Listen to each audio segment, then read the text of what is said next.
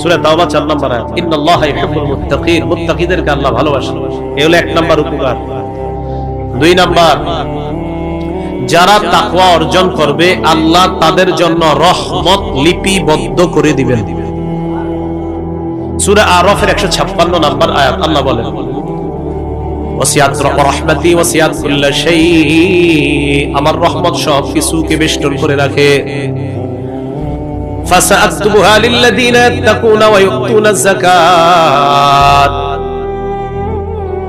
আল্লাহ রব্বুল আলামিন বলেন ফাসাআকতুবুহা লিল্লাযিনা ইয়াত্তাকুন, যারা তাকওয়া অবলম্বন করে আমি আল্লাহ রহমত তাদের জন্য লিপিবদ্ধ করে দিব।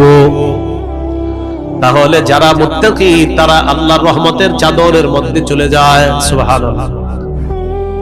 3 নাম্বার, যারা তাকওয়া অবলম্বন করে আল্লাহ তাদের সাথে থাকেন।